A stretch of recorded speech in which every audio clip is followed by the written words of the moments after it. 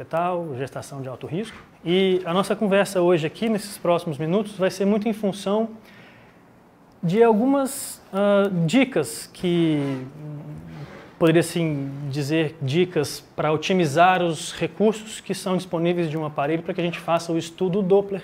Tá? Muito importante, divisor de águas em muitos cenários na obstetrícia, também aí muito utilizado em diversas áreas da ultrassonografia, outras áreas da medicina e outras áreas da vida como um todo. Tá?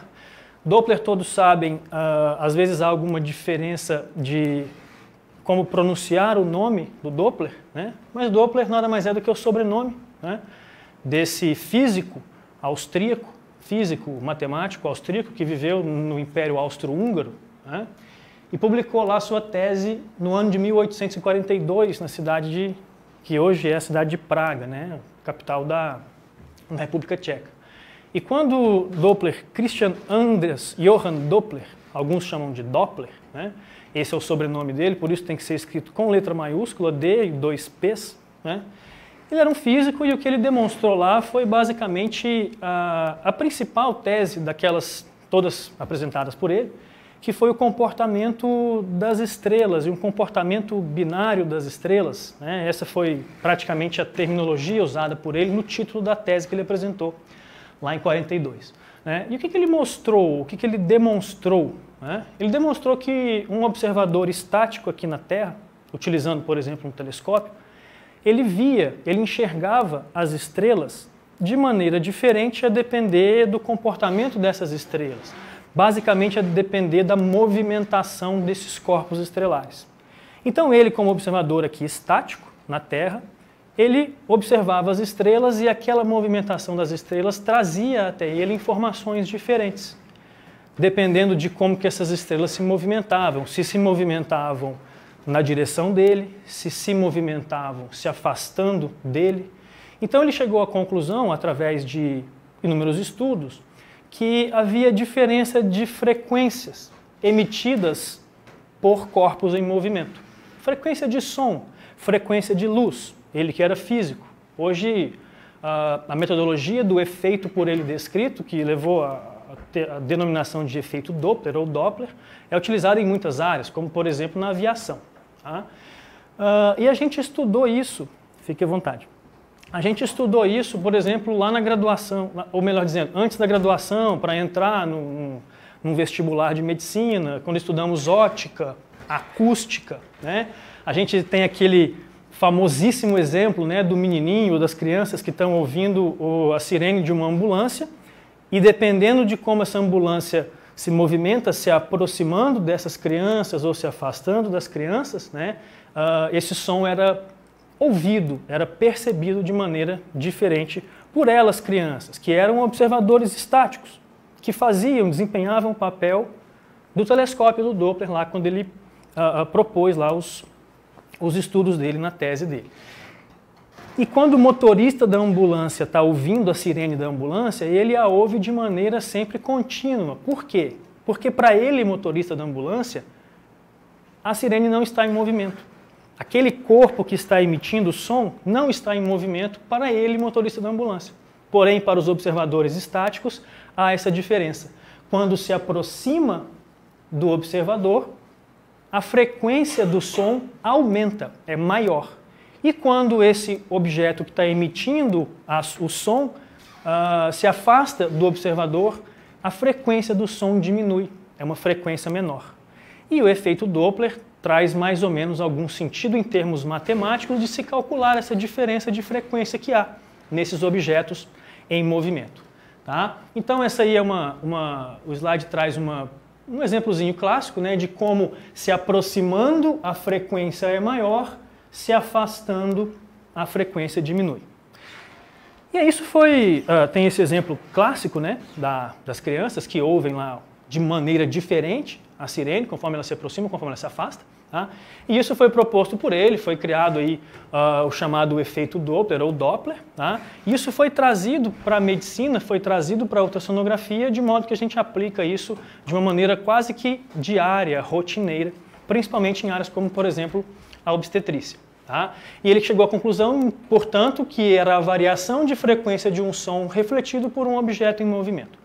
E ele deu fórmula matemática, inclusive, a este efeito que foi denominado de efeito Doppler, tá? Que é a diferença, o Doppler shift, a diferença de frequências que existe.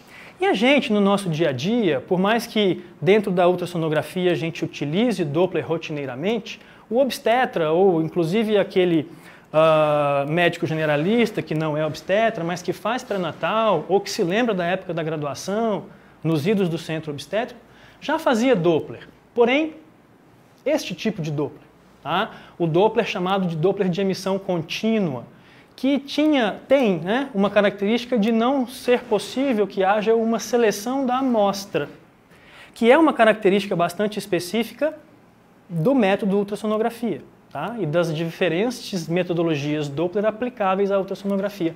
Mas lá no pré-parto, lá no consultório, no ambulatório, no pré-natal, a gente já faz Doppler. Com o advento de não conseguirmos selecionar muito bem a amostra, por mais que façamos boas manobras de Leopoldo, às vezes a gente acaba pegando a aorta abdominal materna no intuito de auscultar o BCF. Tá? Então eu não tenho como selecionar muito bem a minha amostra e esse é um Doppler chamado de Doppler de emissão contínua. Tá? E quando a gente traz para o nosso universo da ultrassonografia, a gente se depara com uma série de funções que um aparelho de ultrassonografia pode nos brindar, e a gente trabalha com um método ou uma forma de Doppler específica na ultrassonografia, que é o chamado Doppler pulsado. Tá? E esse Doppler pulsado nos permite que haja uma melhor seleção da amostra. Havendo uma maior seleção da amostra, eu consigo ser mais específico naquele meu objetivo, que é fazer o estudo de objetos, de corpos em movimento. E quando a gente traz para a realidade da obstetrícia ou mesmo, por exemplo, da vascular, esses objetos, esses corpos em movimento, nada mais são do que as hemácias, o fluxo sanguíneo, que são os corpos estrelares lá que o Doppler enxergava através do telescópio. Telescópio que para ele era o observador estático, ele era o observador estático. E o que é o nosso observador estático aqui na ultrassonografia? É o nosso transdutor, que fica parado, encostado na pele da paciente, e os corpos em movimento basicamente são as hemácias, o fluxo sanguíneo. Tá? E existem modalidades diferentes de Doppler pulsado. Tá? O Doppler pulsado muitas vezes é colocado de uma maneira equivocada como sinônimo de Doppler espectral, porque aparece aquela onda e os seus pulsos no ciclo cardíaco e dá-se a sensação de que aquele é o Doppler pulsado por causa da onda. Mas Doppler pulsado tem mais de uma modalidade. Não é somente o Doppler espectral. Doppler espectral que traz aquela onda, inclusive nos traz o ruído, o som, tá? Mas Doppler pulsado também são essas duas outras modalidades, que também têm como característica peculiar, sui generis, conseguir selecionar a amostra. Como que se seleciona a amostra em determinados tipos diferentes de metodologia Doppler? Eu tenho, por exemplo, aquela que talvez seja mais conhecida também, Doppler colorido, né? E a gente chega a algumas interpretações dessas cores, né? O Doppler, o físico austríaco, quando ele descreveu a tese, ele demonstrou que havia essas diferenças entre os movimentos dos corpos estelares e que se aproximando, ou seja, a uma frequência maior, tinha um determinado tom de cor. E se afastando, tinha um outro determinado tom de cor. Basicamente, as frequências que são mais altas, dentro do espectro da luz branca, a gente tem lá os tons mais violáceos, mais azulados. Inclusive, acima disso, nós temos os tons ultravioleta, com frequências muito maiores.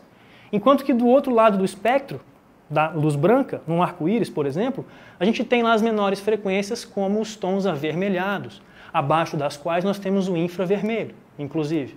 Né? E na medicina, de uma forma geral, essas maiores frequências que têm os tons mais azulados e que teoricamente teriam que se aproximar do observador estático, do transdutor, na verdade não se colorem de azul. Convencionou-se que quando se aproxima do transdutor, nós temos a coloração vermelha. E quando se afasta do transdutor, que teoricamente teria que ter as menores frequências, mais próximas dos tons avermelhados, Na verdade, convenciona-se na medicina que aquilo que se afasta do transdutor no Doppler colorido se afasta e se colore, me dá um sinal colorido em tons azuis. Muito bem. Então o Doppler colorido ele tem essa característica, além de selecionar a amostra, portanto é um tipo de Doppler pulsado, ele nos indica direção de fluxo, não sentido, longitudinal, transversal, direção. Se aproxima do transdutor, vermelho. Se afasta do transdutor, azul. Isso não tem, obviamente, nenhuma correlação com o teor de oxigenação desse fluxo sanguíneo. É apenas uma questão de direção de fluxo. Esse é o Doppler colorido. O Doppler de amplitude, que recebe alguns sinônimos, angiodoppler, Doppler de potência, Power Doppler, porque é Doppler de energia, vem do inglês Power Doppler, uma palavra que confunde muito quando a gente olha para um display de aparelho de ecografia. Tá? Por quê? Porque Power Doppler nos dá uma sensação meio que intuitiva de que Power Doppler receberia uma abreviação, uma sigla de PW. Isso não é verdade, porque PW significa Pulsed Wave, que é o pulso da onda, que na verdade se refere a esta onda aqui do Doppler espectral. Então PW não é Power. Power é isso daqui, Doppler de potência, energia, Power ou Doppler de amplitude. E aí está a característica principal dele. Ele consegue selecionar a amostra, portanto é um tipo de Doppler pulsado, por que não? Mas ele trabalha com um sinal que é adquirido através da amplitude do movimento e não a diferença de frequências. E, portanto, ele é mais sensível. E ele não indica a direção de fluxo. Embora alguns softwares, ultimamente, em aparelhos mais modernos, aparelhos recentes, tenham conseguido, com certo sucesso, tá, nos indicar também no Doppler de amplitude a direção de fluxo. Tons avermelhados se aproximando, tons azulados se afastando. Tá? O Doppler de potência, o Doppler de amplitude, ele tem reservado a sua indicação, por exemplo, em vasos de baixíssima velocidade, porque ele é mais sensível, ou em algumas situações que possam interferir na diferença de frequências, uma calota craniana de um feto um pouco mais em idades gestacionais mais avançadas, é recomendável que a gente faça aquisição de uma artéria cerebral média, por exemplo, no Doppler de amplitude. Nós obteremos mais sucesso, tá, do que no Doppler colorido. Muito bem, o Doppler espectral, que em muitos cenários ganha sinônimo de Doppler pulsado, embora ele apenas seja uma das modalidades de Doppler pulsado, ele tem a característica de nos informar a velocidade dos determinados tempos do ciclo cardíaco, milissegundo a milissegundo, nos proporcionando, nos dando a condição de estudarmos o ciclo cardíaco em uma onda bem desenhada, que pode ser bifásica, trifásica, ter componentes reversos ou não, a depender do território vascular que está sendo estudado. Tá? Então essas são as três modalidades, inclusive uma terminologia que é bastante utilizada, a gente consegue fazer uma explicação através desse quadro aqui, que é a terminologia ecodoppler velocimetria, né? Onde a gente sabe que a terminologia mais correta do método com o qual trabalhamos no dia a dia é ecografia e não ultrassonografia, porque nós estudamos o eco, que volta para o transdutor, tá? E por um efeito piezoelétrico ele nos dá uma escala de brilhos que é convencionalmente trazida até nós através dos monitores em tons de cinza. É uma ecografia, eu estudo o eco, eu não estudo o ultrassom. Tá? Eco, quando eu acrescento uma outra metodologia, por exemplo, o Doppler colorido, eu tenho ecodoppler, e quando eu trabalho com velocidades do ciclo cardíaco, velocidade de pico sistólico, velocidade diastólica final, média das velocidades, eu coloco em algumas situações índices numéricos para chegar a algumas conclusões, estudando as velocidades, eu tenho, portanto, a ecodoppler velocimetria. E para a gente otimizar um pouco a forma como a gente lida com aquele painel de avião que parece, às vezes, né, um display de Doppler, de ultrassonografia, que tem aquele monte de tecla, umas de fazer tic-tic, outras de rodar, outras de apertar, e além do mais você tem que ter uma boa aquisição no modo B para que, né, você obtenha bons resultados, existem algumas características que são importantes, tá, de serem observadas. Aqui somente uma diferença, que eu já mencionei, tá, entre o Doppler colorido e o Doppler de amplitude. Doppler de amplitude mais sensível, não indica, geralmente, não indica direção de fluxo. Doppler colorido nos indica direção de fluxo, vermelho se aproxima do transdutor, azul se afasta, isso é uma convenção. Tá? E aí a gente fica meio perdido, né? E parece que a gente está diante de algo muito complexo, e de fato é, porque é um passo a passo, e eu comparo muito a ultrassonografia de modo geral com procedimentos cirúrgicos. Você tem que ter uma técnica, você tem que respeitar um passo a passo, você tem que ter postura ao realizar o exame e você tem que ter uma curva de aprendizado. Tá? E aí as coisas vão ficando, com o passar do tempo, não tão amedrontadoras assim. Tá? Então, olhando para o Doppler e para as metodologias de Doppler pulsado, as diferentes formas de Doppler pulsado, eu vou primeiro começar com algumas coisas que a gente pode melhorar ou manipular lá no nosso aparelho em relação ao Doppler colorido e de amplitude. De uma forma geral, com algumas diferenças, tá? Salvaguardadas algumas diferenças, aqueles parâmetros que são modificáveis no Doppler colorido, de certa forma, representam o mesmo tipo de modificação no Doppler de amplitude, levando-se em consideração, obviamente, algumas exceções. Tá? Doppler colorido. Muito bem. Eu digo que, de forma geral, existe um tripé da imagem. Né? E para o Doppler, esse tripé, né, se ficar bambo, não vai ficar em pé direito, e geralmente não precisa de outros pilares. Muitas vezes, para você otimizar o seu estudo Doppler, se você for atrás dessas três informações, desses três parâmetros, geralmente o sinal ou o efeito Doppler é adquirido de maneira relativamente satisfatória, que é o tripé da imagem, que eu brinco, que é o ganho, o PRF e o filtro, não necessariamente nessa mesma ordem. Tá? Mas tem um que é, se não o mais importante, um dos mais importantes, e eu me refiro ao PRF. Tá? O PRF é aquele parâmetro, aquele ajuste, cujo domínio é essencial para que você faça um estudo Doppler. Sem esse domínio, você não vai conseguir, muitas vezes, executar de maneira plena o seu estudo. Eu já estive diante de colegas que são zelosos naquilo que fazem e, com certa experiência, eu ouvi de acompanhante de paciente, falando: doutor, o senhor não sabe mexer no aparelho? Por dificuldade de regular o PRF. O PRF, ele é aquele parâmetro essencial. Sem dominar o PRF não se faz um bom estudo Doppler. Tá? Frequência de repetição de pulso. Tá? Aquele cristal que está emitindo e captando o sinal Doppler, ele vai fazer isso a uma frequência repetida, que pode ser menor ou que pode ser maior. E isso quem determina é o examinador. Você que vai aumentar o seu PRF. Tá? É claro que eu trabalho às vezes com um limite acima do qual eu não consigo aumentar mais. E às vezes eu vou me deparar com aparelhos que não têm PRF. E essa é a grande dificuldade, muitas vezes, que faz com que haja uma dica principal no Doppler. Conheça o seu aparelho. Conheça o aparelho que você vai manusear no seu dia a dia.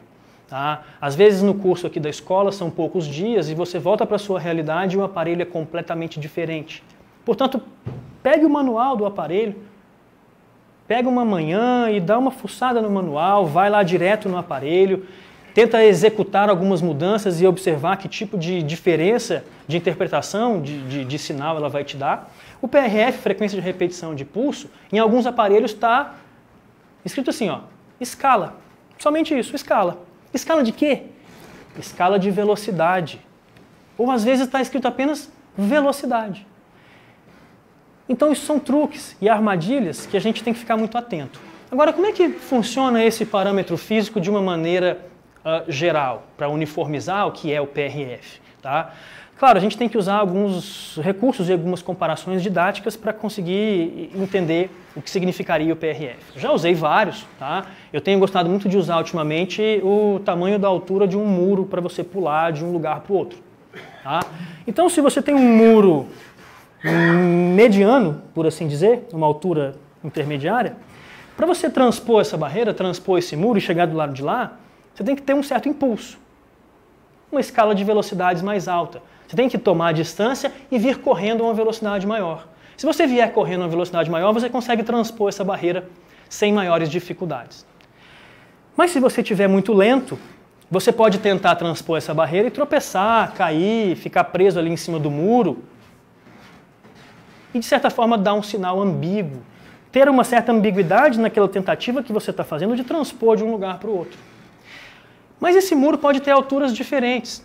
Se o muro for muito alto, eu preciso de correr mais rápido ainda e tomar um impulso a uma distância muito maior. Se o muro for muito baixinho, quase perto do chão, eu não preciso tomar muita distância. Eu posso vir bem lento e lentamente transpor essa barreira. Então tudo vai depender daquele meu obstáculo que eu estou pretendendo transpor.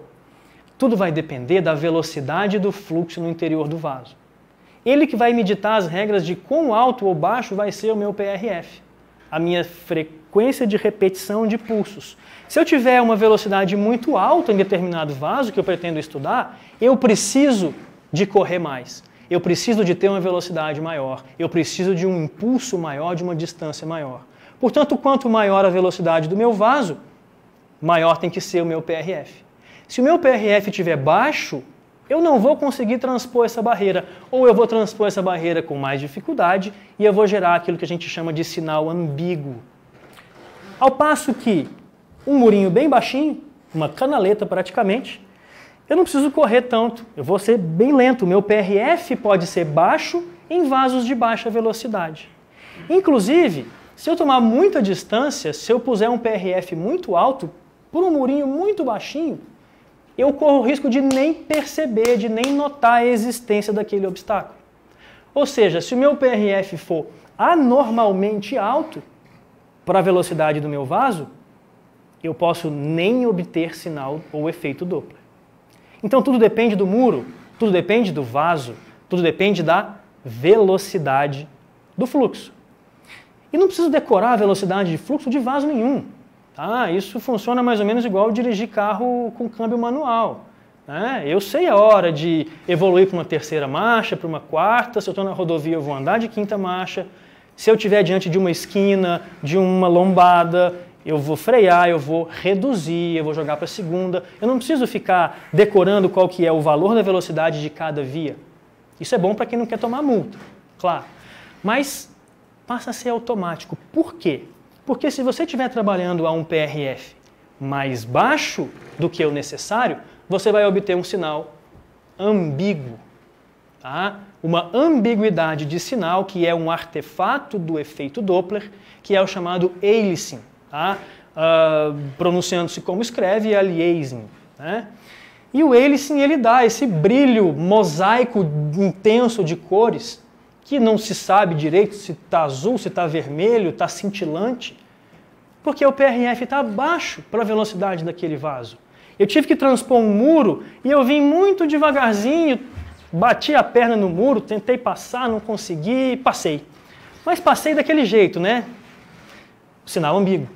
Tá? O meu PRF está anormalmente baixo. Então eu preciso de aumentar o meu PRF para obter um sinal mais preciso, menos, portanto, ambíguo. Tá? Aumentando o PRF, eu vou ter um sinal mais puro. Eu vou ter uma cor que me dá menos aquele efeito cintilante, mosaico, brilhante, esquisito. Tá? Então eu tenho um sinal mais puro, inclusive me mostrando aqui uma direção de fluxo que se afasta do transdutor, como demonstra esse espectro de cores, que geralmente é colocado em algum dos cantos da nossa imagem quando acionamos a modalidade Doppler colorido. Tá? Aqui eu tenho um fluxo cuja direção está se afastando do transdutor. Se eu aumento demais e começo a aumentar sem limite o meu PRF, vai chegar uma hora que esse vaso, para mim, naquele meu PRF que eu estiver trabalhando, é como se ele não tivesse fluxo, porque a velocidade dele, proporcionalmente ao PRF, está muito baixa. É como se eu viesse correndo muito rápido e uma coisinha de nada ali fosse um obstáculo. Eu transponho aquilo sem dar a mínima, sem que sequer reconhecer que ali tem um obstáculo. Tá? Então o PRF ele depende muito da velocidade do vaso, ele te dar ou não esse artefato. Com relação ao ganho, lembra do tripé da imagem, PRF, ganho, filtro? Com relação ao ganho, funciona muito parecido como funciona no modo B. tá? A amplificação do eco no modo B, se tiver muito baixa a amplificação, eu praticamente não vou obter nenhum tipo de imagem, nenhum sinal. Embora, se eu aumentar muito a amplificação do eco, eu vou ter ruídos na minha imagem no modo B. No Doppler funciona muito parecido, praticamente eu posso usar o mesmo tipo de analogia. Se eu aumento muito o ganho, eu começo a obter um sinal com aquilo que a gente chama de ruído, tá? E muita diferença existe entre esse tipo de artefato, que são ruídos que estão fora do vaso, com o artefato que eu mostrei anteriormente, que é o hélice, cujo artefato está dentro do fluxo, dentro do vaso. Tá? Aqui o ruído está em todo o box do Doppler que eu utilizo para fazer o meu estudo de sinal. Quando eu diminuo o ganho, eu obtenho um sinal mais puro. Da mesma maneira, se eu diminuir demais o ganho, não amplificar praticamente o meu sinal, eu não vou obter sinal. Vai ficar parecendo que não tem fluxo naquele vaso onde o fluxo está absolutamente normal. Com relação ao filtro, tá?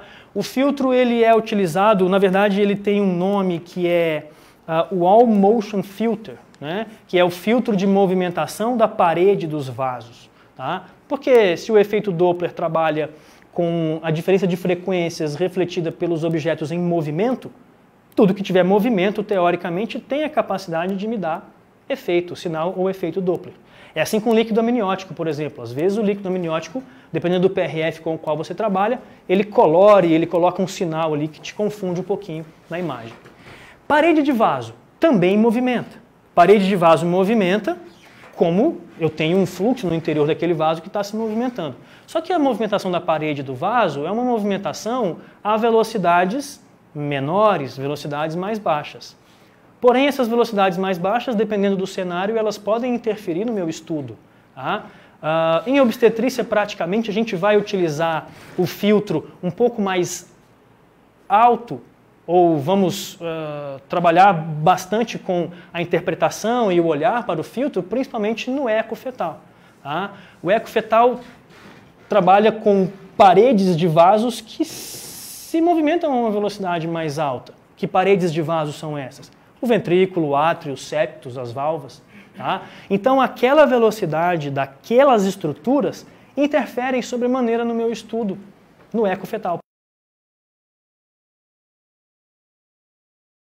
Essa imagem artefato na imagem, né, essa imagem em H. Esse H está aí e ele está aí de uma maneira intrusa. Tá? Ele está me dando uma sensação de que há uma comunicação interventricular. E aquilo é falso. Tá? Aquilo acontece por quê? Porque o meu filtro está baixo ou zerado e eu estou sofrendo interferência da movimentação da parede do vaso. Parede do vaso que se movimenta a uma velocidade relativamente alta, nesse caso, porque eu estou lidando com o miocárdio. Tá? Então eu preciso eliminar esse ruído para que eu obtenha um sinal mais puro. E quando eu preciso de fazer isso, eu utilizo o recurso filtro de parede. O que o filtro faz? O filtro simplesmente elimina do sinal todas as velocidades baixas próximas do zero. E eu posso graduar isso. Olha, aparelho, eu quero que o senhor filtre mais.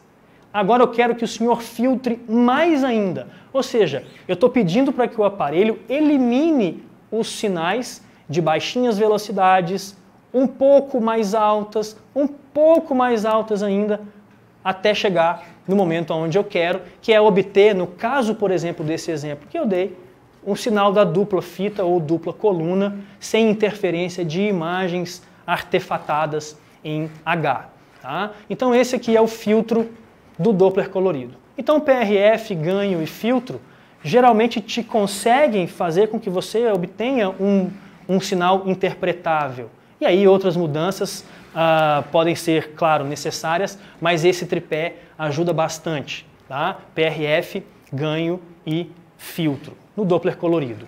E quando a gente sai desse universo do Doppler colorido e de amplitude e chega lá no Doppler espectral, muitos desses recursos também são aplicáveis ao Doppler espectral. PW, tá? Não confundam, repito, PW com Power, não é a mesma coisa. Tá? E quando eu estou trabalhando com eco-Doppler velocimetria, o que acontece? Eu estou trabalhando no modo B, tranquilamente, e de repente eu convoco o Doppler colorido. Todos os parâmetros e ajustes que eu for modificar daí para frente estarão relacionados ao Doppler colorido. Tá? Porém, quando eu chamo o Doppler espectral, PW, os parâmetros de ajustes que eu passarei a modificar, modificarão os parâmetros relacionados ao Doppler espectral. Tá? Alguns têm a mesma terminologia, por exemplo, PRF, por exemplo, filtro, por exemplo, ganho. E outros são mais específicos do Doppler espectral. A última função que eu convoquei no meu aparelho vai ser aquela função cujo parâmetro eu ajustar vai se relacionar a ela.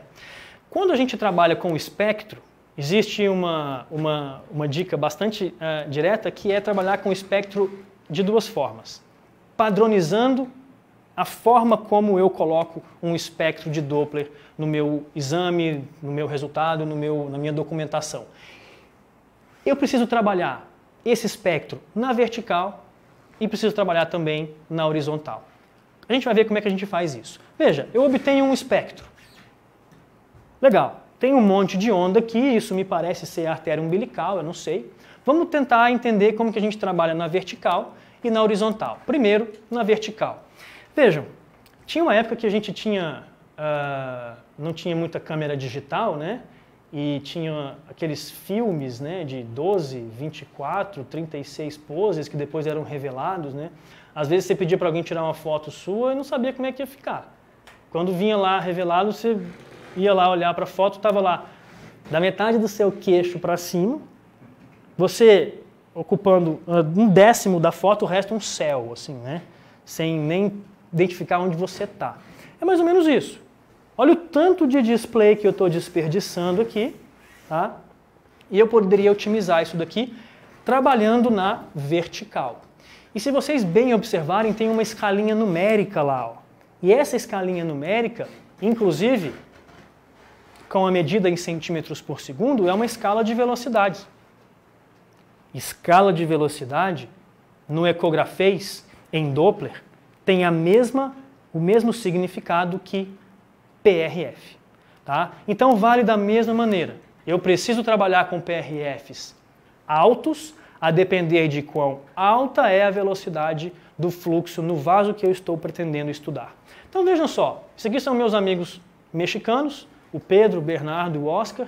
Essa foto está bastante enquadrada, você conhece o pessoal? Eles vieram aqui e eu fui dar uma aula lá em Durango, no México, essa aula de otimização de recursos do Doppler, do efeito Doppler, e eu levei essa foto para eles e eu mantenho para algumas apresentações. Vejam só, embora não sejamos assim modelos de foto, né, a foto está bem enquadrada, tá bem legal, né? Pelo menos a gente identifica quem é quem, né? Aqui também a gente identifica quem é quem, mas está precisando melhorar isso daqui. E geralmente a gente melhora fazendo o quê? Olhando para a escala de velocidade. Esse PRF dessa foto está muito alto. Eu não preciso de trabalhar com um PRF tão alto assim porque eu achato a onda. E que, portanto, para fazer com que a onda cresça no espectro, basta que eu diminua o PRF.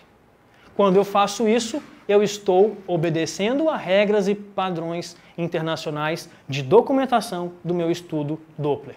Então, quando eu estou trabalhando com uma onda que tem esse padrão que parece que está comprimido, está achatado lá embaixo, eu preciso trazer essa onda, eu preciso esticar essa onda. E eu vou esticar essa onda diminuindo a minha escala de velocidades, ou PRF. Dentro de padrões internacionais, as ondas do Doppler espectral têm que ocupar aí por volta de 2/3 do meu display. Aí eu consigo estudar bem a onda. E aí eu faço isso. Só que, por outro lado, se eu diminuir demais aquele meu PRF, eu posso cair numa certa armadilha de estar trabalhando com um PRF muito baixo para a velocidade do meu vaso muito alta. Acontece isso, né? Eu tenho um sinal também ambíguo. Eu tenho uma linha de base e aí a sístole lá, ó, o pico de maior velocidade da onda, que é o pico sistólico, ele não vai ser contemplado da maneira como deveria, da maneira adequada. E o aparelho vai me dar uma ambiguidade de sinal, colocando esse pico de velocidade do lado inverso do display. Lembra das cores? Quando a gente tinha um PRF muito baixo para a velocidade do vaso, eu tinha um sinal ambíguo, um mosaico de cores. Eu não sabia se era vermelho, se era azul. O aparelho não sabia interpretar para onde estava indo. Aqui o aparelho também não sabe se esse pico de velocidade, que é a maior velocidade, o pico sistólico, está para cima ou está para baixo. Se está indo em direção ao transdutor ou não. Tá? E esse tipo de sinal que eu obtenho. Tá? E esse artefato também recebe o nome de aliasing, ou, pronunciando-se como escreve, aliasing. Eu tenho o aliasing do Doppler espectral, que é a mesmíssima interpretação do Doppler colorido, trazida para o ambiente do Doppler espectral. É o mesmo tipo de ambiguidade de sinal, e que responde da mesma maneira quando eu quero modificar, quando eu quero corrigi-lo. Tá? Eu preciso de aumentar o meu PRF, da mesma maneira que eu preciso de aumentar o PRF aqui para tirar esse artefato, para sair com esse artefato do meu estudo. Parênteses aqui. Em alguns momentos, dependendo do meu objetivo, o artefato é bem-vindo. Se eu estiver, por exemplo, atrás de um ducto venoso, tá, cuja velocidade é mais alta do que, por exemplo, a veia umbilical de quem ele é ramo, o artefato aliasing, esse mosaico brilhante de cores, vai me auxiliar, facilitando a minha identificação do ducto venoso. E, portanto, nem sempre o artefato é algo tão deletério. Tá? Como é que eu corrijo, portanto, um aliasing do Doppler espectral? Eu vou aumentar o meu PRF. Tá? Existe uma outra maneira que corrige, entre aspas, mas digamos que, por que não, corrige, que é abaixando a posição da linha de base. Dependendo de como está o meu PRF, eu até consigo corrigir. Dependendo não, eu vou ter que fazer novamente a aquisição em tempo real e colocar a minha onda dentro do padrão. Tá? Então, basicamente, se eu quiser corrigir depois que eu friso, né, no chamado pós-processamento, sem que os recursos, sem que os princípios físicos estejam trabalhando, eu posso diminuir aqui a posição da minha linha de base e eu consigo corrigir. Nem sempre, tá? Nem sempre. Se estiver muito baixo o meu PRF, pode ser que mesmo eu trazendo a linha de base para uma posição que ela precisa ficar, eu posso não conseguir corrigir, colocar o pico sistólico aonde ele deveria. Em relação à padronização, essa que é a linha de base do Doppler espectral, que cá está, ela tem que ficar mais ou menos nessa posição aqui mesmo, que está ali, ó.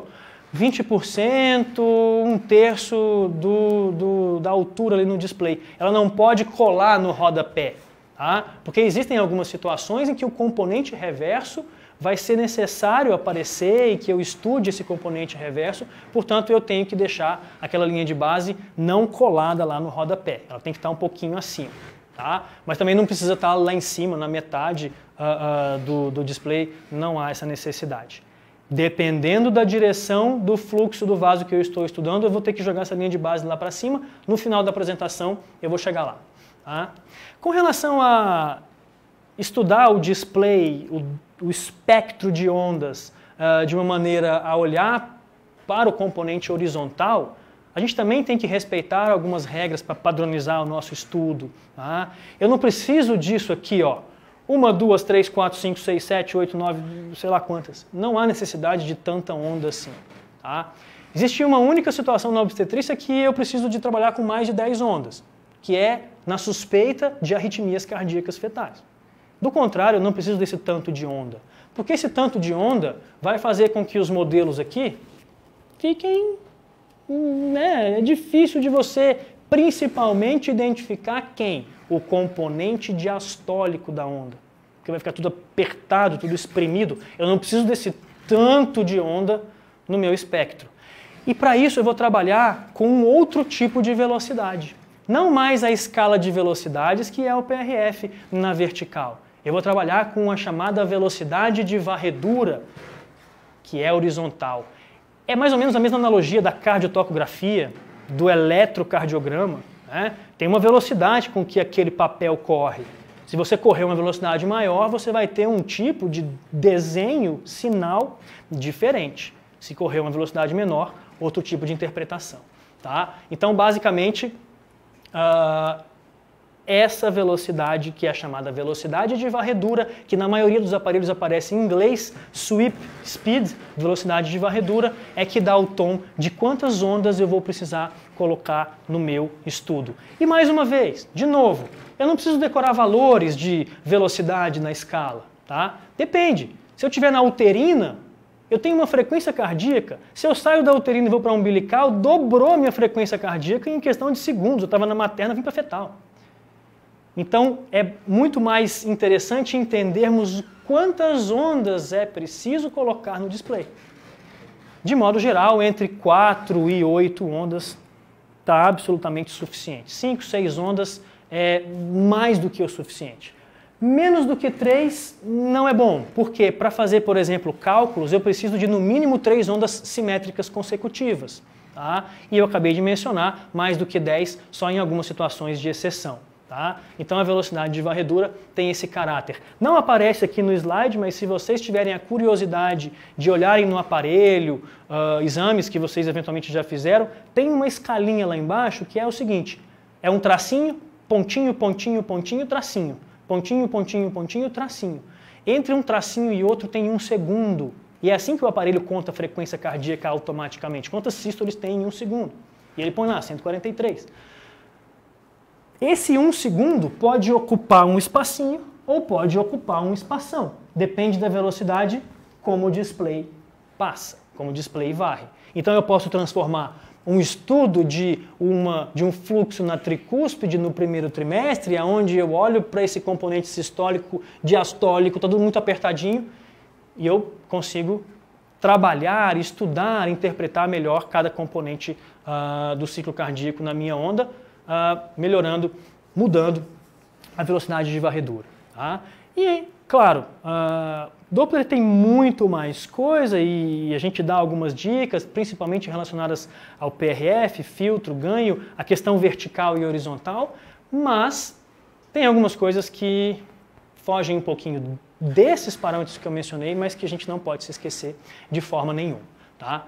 Essa chuva que dá aqui no fundo recebe exatamente a mesma interpretação como recebe no modo B no Doppler colorido, tá? Que é o ganho. Eu tenho ganho aqui no Doppler espectral também. Se o ganho estiver em excesso, tá? Eu vou ter essa chuva lá no fundo, esse ruído, tá? E isso pode, por que não, atrapalhar o estudo da minha onda, inclusive fazendo com que o aparelho, na hora de fazer um cálculo automático de índices, tá? Ele possa se confundir. Se eu diminuo o ganho, eu tenho um espectro mais limpo. Então o ganho funciona da mesma maneira também, Doppler espectral. E se eu tiver um ganho anormalmente diminuído ou zerado, tá? Eu também posso parecer que não tenho sinal. Corrige, aumenta-se o ganho, você vai ter o seu sinal trazido de volta. Cuidado. Por quê? Porque eu preciso trabalhar com um ganho geralmente intermediário. Eu mencionei com vocês hoje no tutorial lá do curso básico. Tá? Eu preciso trabalhar com um ganho intermediário, não pode ser muito baixo nem tão alto. E aí vale a mesma máxima. Decorar número, decorar valor em Doppler é igualzinho ao crime. Não compensa. Tá? Se você for para um aparelho de uma determinada montadora, o ganho vai de menos 15 a mais 15. Portanto, o ganho zero é ótimo. Você sai desse aparelho, atravessa o corredor, cai em outro aparelho, onde o ganho vai de 0 a 100. Ganho zero é péssimo. Tá? Então tudo depende também da forma como você lida com o conhecimento dos seus aparelhos, ou do aparelho, dos aparelhos que mais você utiliza. Tá? Filtro também está presente no Doppler espectral. Lembram-se do filtro de movimentação da parede? Tá? Se eu elimino sinais das baixas velocidades, é como se eu pegasse a onda e pusesse ela para flutuar, uma onda fantasma em cima da linha de base.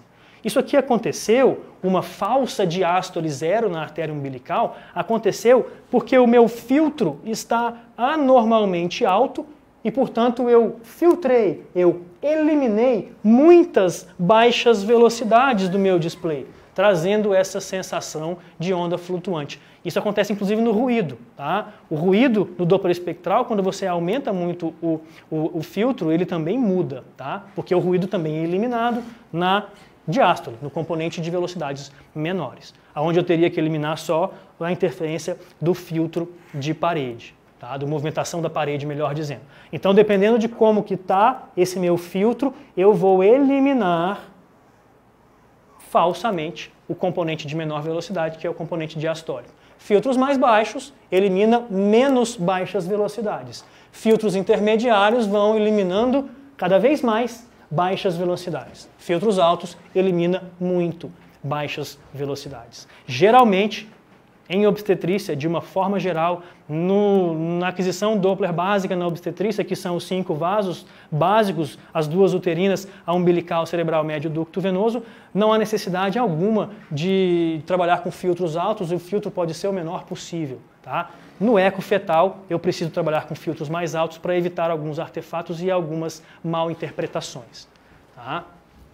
E algumas outras situações podem ser não tão inofensivas como aqueles cãezinhos, mas a gente sabe que é uma fórmula física, é um efeito físico, o efeito Doppler, é matemático, respeita portanto, uma fórmula, tá? E nessa fórmula tem lá o cosseno de um ângulo, certo? Que ângulo é esse? O ângulo entre o fluxo e a sua insonação. Tá? A gente sabe que quanto mais vertical é o vaso, mais paralelo ao feixe acústico emitido e ao sinal recebido, melhor, mais puro, mais fiel é esse sinal.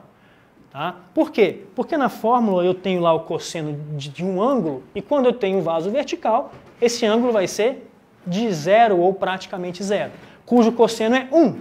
E 1 multiplicado por qualquer coisa me dá essa qualquer coisa mais pura. Se eu tiver com ângulos muito altos, um vaso que não está dentro de um padrão ideal, vertical, ele está muito horizontalizado e ele vai ficando cada vez mais perpendicular ao feixe acústico, eu vou ter um ângulo que vai se aproximando cada vez mais de 90, cujo cosseno é 0. 0 vezes qualquer coisa anula o efeito Doppler. Portanto, vasos que correm perpendicularmente ao feixe acústico não me fornecem efeito Doppler. Ou se tiverem um pouquinho inclinados, mas quase perpendiculares, vão me trazer um efeito Doppler ruim, inadequado. Tá? Então, basicamente, quando eu tenho vasos que se aproximam de 0 grau, mais verticais possível, eu tenho aí diferenças aí pouco significativas. E quanto mais eu vou aumentando o meu ângulo, deitando, entre aspas, o vaso, deixando ele cada vez mais perpendicular, eu vou piorando a qualidade do meu sinal ou efeito Doppler. Então esse quadrinho demonstra muito bem, quando eu tenho um vaso cujo fluxo está se aproximando do transdutor com um ângulo mais verticalizado, mais próximo de 0, eu obtenho uma onda razoável, boa, fiel. É claro que eu tenho que olhar para as velocidades. Tá? E à medida que esse trajeto desse vaso vai me trazendo uma situação onde o fluxo vai se perpendicularizando, vai ficando cada vez mais perpendicular, esse efeito Doppler vai ficando cada vez pior, menos fiel. E de uma certa forma, quando eu tenho o fluxo se afastando do transdutor, olha o que passa a acontecer. O Doppler espectral também nos informa a direção de fluxo, a exemplo do que o Doppler colorido o faz. Se aproxima em vermelho, se afasta em azul. No espectro, se aproxima, lado positivo do display. No espectro, se afasta, lado negativo do display. Tranquilamente. Tá?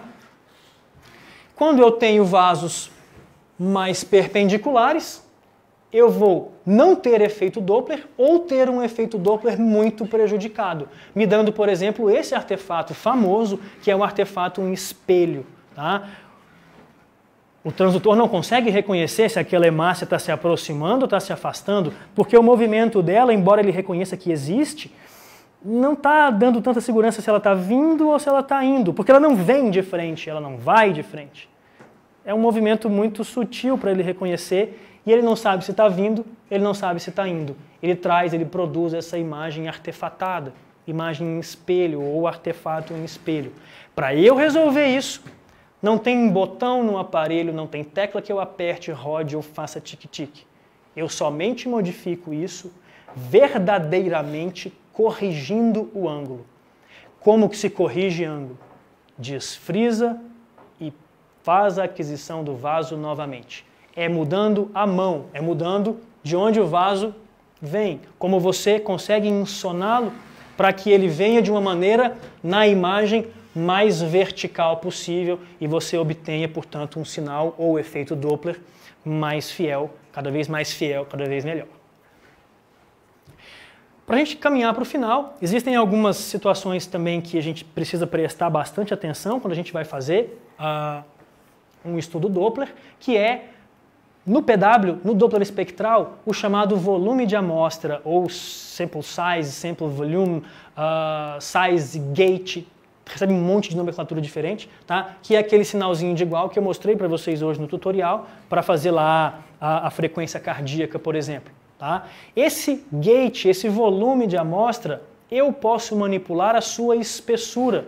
Eu posso trabalhar com volumes de amostra estreitos ou com volumes de amostra mais largos. E eu preciso ter alguns cuidados. Tá? Dependendo daquilo que eu pretendo estudar, eu preciso de colocar volume estreito na amostra. Porque se eu puser um volume largo, eu vou acabar obtendo sinal de muitas coisas na periferia daquele vaso que é meu objetivo de estudo. Portanto, eu vou acabar contaminando a minha amostra.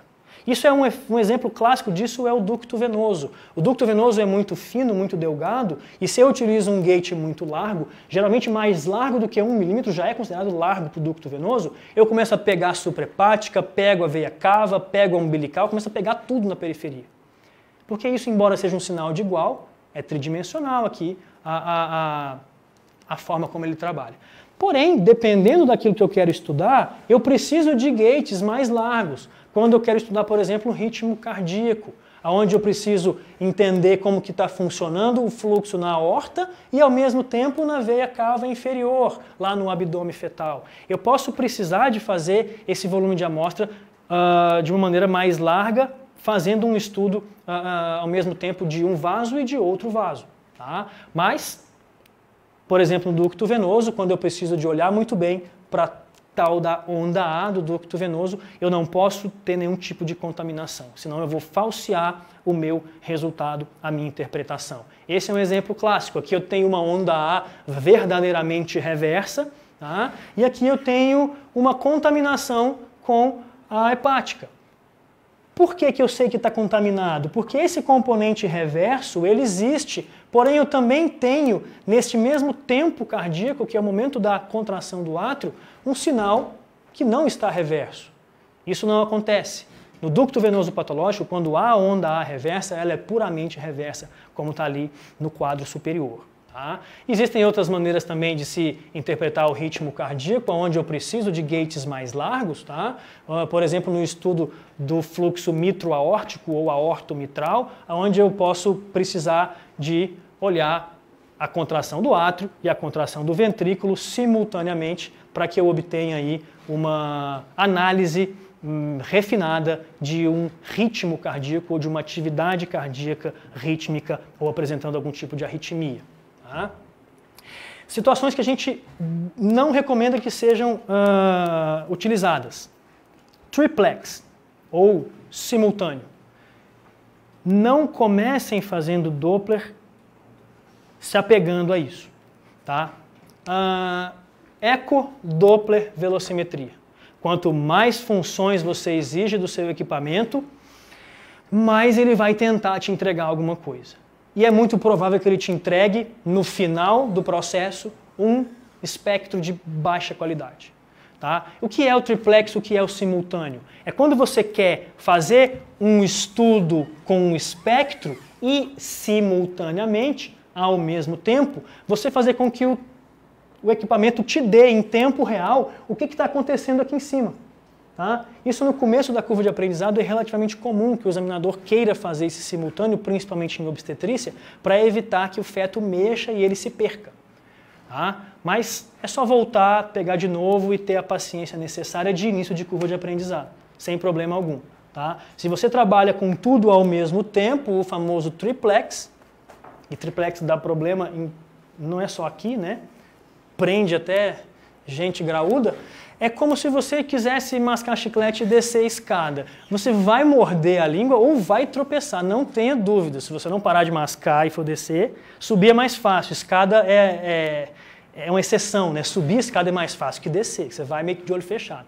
Descer é um pouco mais complicado. Então, para um pouco, dê um pouco de fôlego para o seu equipamento e depois você vai fazer a interpretação. Não tem problema algum ir e voltar algumas vezes. Não recomendamos o uso do simultâneo ou triplex. Uma outra coisa que não recomendamos fazer, tá, é utilizar box largo de Doppler.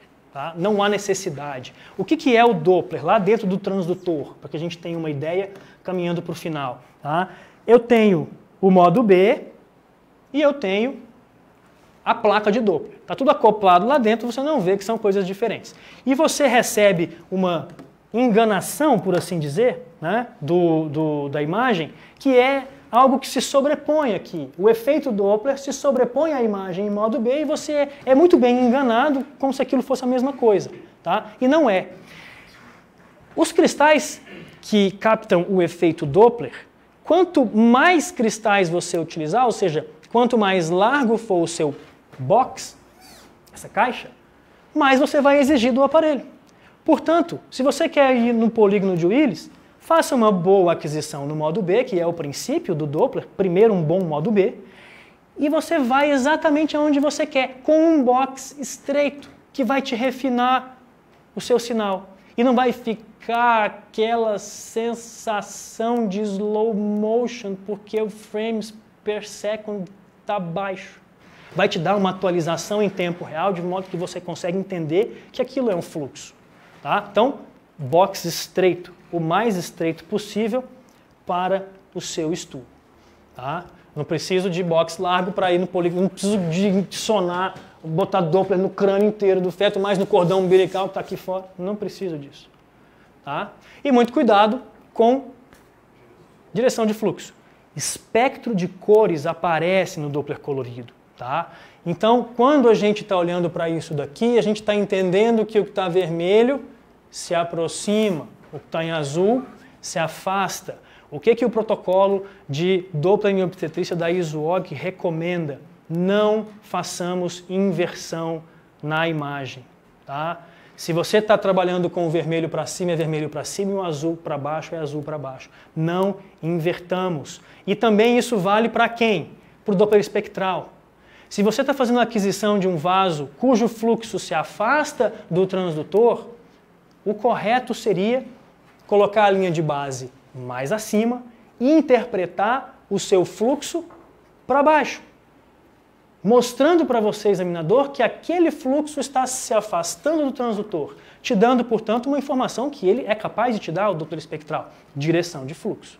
Tá? E a interpretação numérica, quantitativa desse padrão de onda, muito entre aspas, tá? Invertido de cabeça para baixo, não altera em absolutamente nada porque os índices são dados em valores modulares. Tá? Não tem sinal negativo e positivo. Tem sinal negativo e positivo na velocidade, que indica a direção de fluxo. Para cima positivo, para baixo negativo. Mas isso somente para te indicar a direção de fluxo. Tá?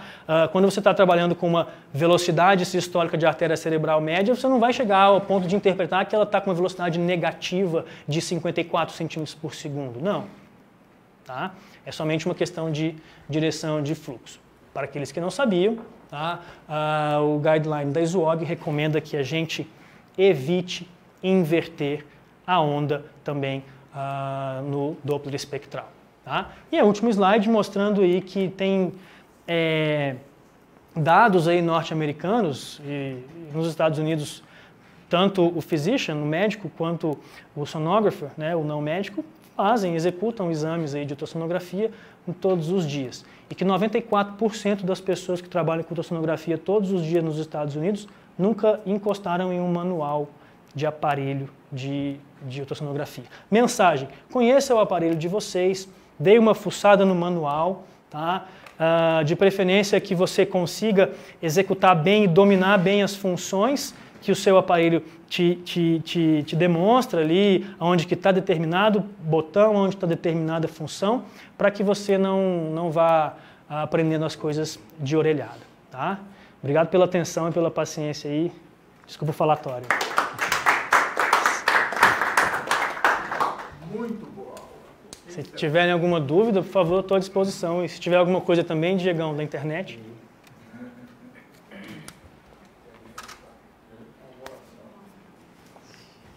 Você transformou uma coisa bem complexa em explicações bem suaves, bem absorvível, né? Que a gente pode levar para o dia a dia. O objetivo é esse, né? Otimizar aquilo que você trabalha ali com o seu aparelho. Não é PRF, é escala, como é que eu mexo nisso? Vertical, horizontal, tem o tripé. Né? Como sempre, melhorar. Certinho? Obrigado pela atenção novamente aí. Boa semana a todos.